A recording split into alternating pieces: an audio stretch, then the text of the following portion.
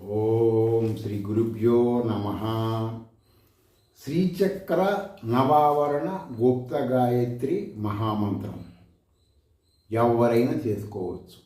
ఎందుకనండి షడంగాల అవసరం లేదా ఈ మంత్రానికంటే అర్చనా మంత్రం అంటారు దీన్ని.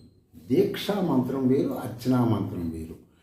అదే అంటే అర్చన ఇప్పుడు ఒక 200 దగ్గరగా దేవతలతో, దిక్పాలకులతో, మొత్తం పిశాచాలతో, రాక్షసులతో అందరితో శ్రీచక్రాన్ని అర్చిస్తుంటారు. ఆ అర్చనా మంత్రం పంచదశి గాయత్రి కలిసి ఉంటుంది. సనాతన శ్రీ విద్యా పరంపరలో ఈ విధంగా అర్చన చేస్తారు కాబట్టి అది మీకు చెబుతున్నాను అనమాట. ఇప్పుడు దీక్ష ప్రకారం శ్రీ విద్య తీసుకొని చేసుకునే వాళ్ళకి అవసరం లేదు. అలాంటి వాళ్ళు కాకుండా మేము డెవలప్ అవ్వాలనుకున్న వాళ్ళు చేసుకోమంటున్నాం.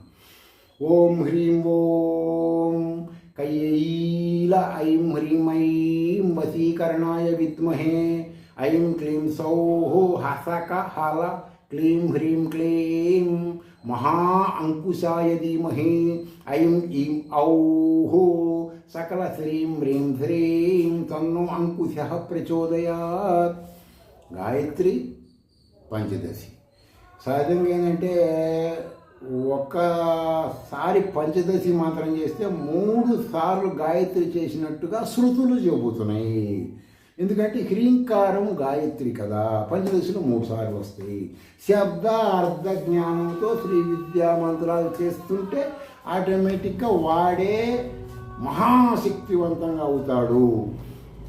సరే, ఇప్పుడు దీనికి ఏదైనా ప్రతింగిరాది రోజు చెబుతున్నారు కదండి, అది కూడా కలుపుకుంటాము.